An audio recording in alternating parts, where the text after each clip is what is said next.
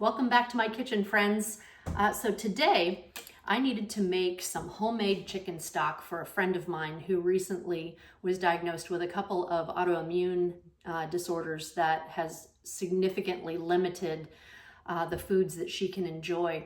And she has found that my homemade chicken stock is really helpful for any flare-ups, and it just is medicinal to your heart and soul and body. So I promised her that I would make some for her today, and I thought, man, this is the perfect opportunity to teach you all how to do it as well, especially if you've never done it before and kind of wonder, is it worth the trouble? I promise you it is the perfect Sunday afternoon adventure, because after we get home from church, our Sunday afternoons are usually catching up on laundry and doing things around the house, getting ready for the week. So similarly, maybe you're thinking like, okay, I got to plan this, that, and the other thing for the week and doing things around the house. This is the perfect thing to make during your Sunday afternoon because it needs to cook for 2 to 4 hours. And then of course it needs a significant amount of cooling time before you can put it in the fridge and go to bed. So this is a good thing to start in the early afternoon. As soon as you are able, and this is as soon as I am able. It's 3 o'clock, so we'll get this going very quickly. So this is something to have simmering on the stove, go do your laundry, go, put her around the house, and then come and check it about halfway through the amount of time that you plan on letting it simmer. You'll need to check the water, and if you're using a whole chicken like I am today, that's when you would maybe pull off the meat for use in soups or whatever application you're using the stock for. You don't want the meat to cook for the entire time. It just ends up being kind of waterlogged and not as appetizing. So about halfway through, if you're using a whole chicken, remove all of the meat, set that aside, put it in the fridge, and then let your stock finish cooking. When you might be using just the bones of a chicken, if you've had a rotisserie chicken and you have this wonderful leftover carcass, sorry about that word, but you have that leftover carcass, then don't throw it away. Turn it into just the most delicious chicken stock that you've ever had. The reason I'm not doing that for my friend today is you have to be careful with what might be used in seasoning for that rotisserie chicken. May have ingredients that those who have food sensitivities can't have. So if you are unsure, go ahead and start with a whole fresh chicken. And you can get them on sale, usually 99 cents. I keep an eye out for that. And 99 cents a pound. So you may be spending $4 or $5, even $6 for a nice sized chicken. And it's going to yield the most wonderful results. So if you look, I did a quick Google search. Homemade chicken stock is packed with essential nutrients. It has low in calories, low in fat, but it is high in protein, vitamins and minerals. It also contains collagen for healthy hair, skin, nails, and amino acids, which promote joint health, boost your immune system, and aids in a healthy gut. So all of these things are necessary, especially coming into winter. We need as much help as we can get to stay healthy, and it's just delicious. So I'm going to show you a couple of things about working with a whole chicken.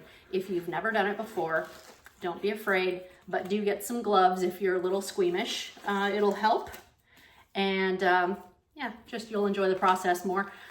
Plus, if you have long fingernails, you got to reach inside the chicken, so just wear gloves. Trust me on this. So inside your chicken cavity, you're going to reach down inside there and you're going to find some level of gizzards, innards. You might find a neck, especially in a turkey, you're going to find a neck usually. So just make sure that you take out any of the reserved innards that they have left in the chicken. Some people like to use those for other things. I am not one of them. Also, there's like this tail fat. You'll see a pretty nice layer of fat here at the end of the chicken. I usually just pull that off because at the end of the day, I don't need to add more fat to the stock. That just ends up floating, and once it's cooled, I will remove any residual fats that have come to the surface anyway. So just get rid of what you can. It's unnecessary and doesn't give us any benefit to our stock. So we're going to take this beautiful chicken. It is recommended that you rinse this guy before, whether you put him in a roasting pan or in your stock pot. And I have done that. You didn't need to watch that, but he has been rinsed. He has been rinsed. And we're going to take the chicken and make sure that you put the cavity down into the water first. Otherwise, you're going to get like this explosion of air coming out and you may get wet. So just get him down in there, let the air escape from the cavity, and then let him fall to the bottom of the stock pot. Again, I have a very large stock pot. It was 2/3 of the way full with water. Now, once you add the vegetables to that, you may find that you have to empty out a little of the water that you had originally. That's okay. We're going to add water again. That way we yield maybe 8, 10, 12 cups of stock when we're finished. It really depends on the size of your pan. It's not going to depend upon the size of your chicken. So as best you can, just keep that pot pretty full. You don't want it to be too close to the top because as it actively simmers, it's going to pop out and make a big mess on your stove. And I hate to clean, so I don't want to make more messes. I just want to avoid them. So we're going to I'm better to use my knife without gloves. So I'm going to take these off. And all of this is going in the pot with the raw chicken, so I'm not worried about cross-contamination with my vegetables. I'm just going to take the skin again off my onion, cut both ends off, make a little slice, peel that outer layer off. Just gonna slice this guy in half. This is so simple. Everyone should be able to do this. And please message me. Tell me how it was. I promise this is worth the effort. It's not that much effort. You just need to make some, time to do it. And I've already washed these carrots quite well. I didn't peel them because that's unnecessary as long as they're nice and clean. It is a good rule always to wash your produce and fruit. I am always amazed at how many people don't think to do that. It is definitely necessary. Someone had to pick these vegetables. Someone had to pack them in the package. Were their hands clean? Probably not. So we're gonna wash them and we're gonna drop those guys into the pot. Now, what I like to do with my stock, I will buy a whole Pascal, they call it, of celery. For stock, I usually use all of the stalks out of the center that have all the leaves on them because I don't use those when I'm making soup or something else that calls for celery. Those are the stems that don't get used. So best practice is to go ahead and use them in your stock because they're just there for the nutrients and the flavor. And so use those leaves. As you see, mine are all gone because I've done this like a week ago. I used those. So now we're going to just use up the rest of this bunch of celery. So I'm going to take like 3. I've washed the celery as well, but you know how those ends are not very clean based on, you know what, I'm going to rinse that a little bit more. Some of those inside ones are hard to get the first time. So we're just going to cut these in half again so that they're small enough to go down into and next to the chicken. This is the entirety of how difficult this process is. Not at all. It's just the time that it takes. So I'm going to put this on the stove and let it simmer for hour and a half or so. Check the water. Make sure that it has enough to stay for the chicken to be submerged. I'll take the meat off at that point and then add any liquid that needs to be, and then let it go for another hour and a half or so.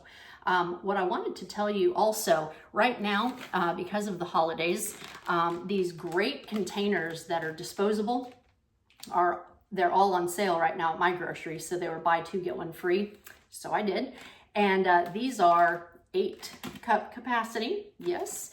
And this is ideal for giving soup, homemade stock, away and not needing to get the container back. So stock up now. I promise you will use them. You'll be glad you have them.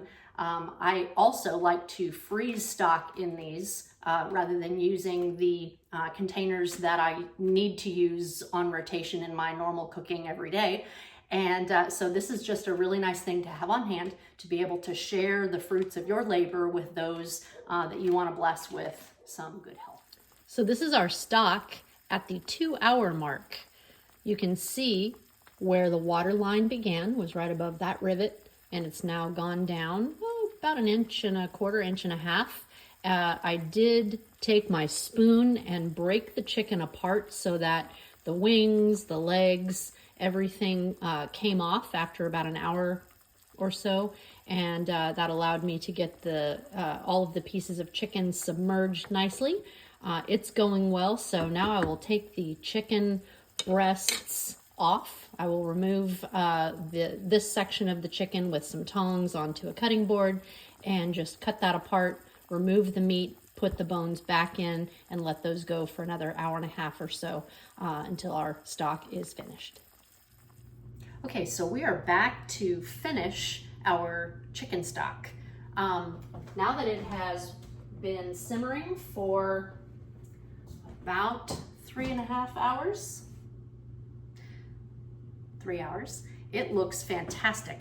I did add 4 cups of water after I removed the chicken breast meat and let it simmer. It's been going for, I think, another 1.5 hours since then. It turned a beautiful golden color, and now we just need to strain out all of the vegetables and the rest of the chicken that we're not going to use. So what I've done is I have taken another large stock pot and put a large colander down inside. So this colander will allow us to remove all of the pieces that we don't want and just have the stock reserved in the pot. Once it cools a little bit, I'll just plop the lid on this and put it in the refrigerator overnight. Then tomorrow morning I will skim off any of the fat that has collected at the top. It will be just a hard layer, and you can just take it off with your fingers or a flat utensil of some sort. It'll come right off. You will find that your cold stock is going to be somewhat gelatinous, and that is because of all of that good collagen that we talked about. It's thick, rich, wonderful. It will return to beautiful liquid once you heat it, and so I just didn't want you to be worried that something went amiss once you chill it.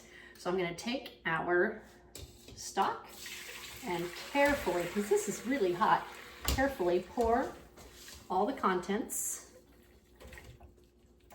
of Stockpot A into Stockpot B. There you go. And now, easy peasy, takes the strainer, set it in Stockpot A, and then take it to the garbage can. I'm going to add, at this point, so I don't forget to do it, a tablespoon of salt. That will bring this up to just about the right flavor level if you wanted to just drink chicken stock. It's wonderfully medicinal. If you aren't feeling well, it's the best. It's better than any cup of tea. Nutritious and delicious. But if you're going to add it, use this as the base for like a chicken noodle soup, you're going to need to adjust the salt again once you've added vegetables, carrots, celery, onion, chicken that's not going to be salted, things like that. Noodles, of course. So that is how to do stock homemade, and I hope you try it, and I hope you let me know how you like it.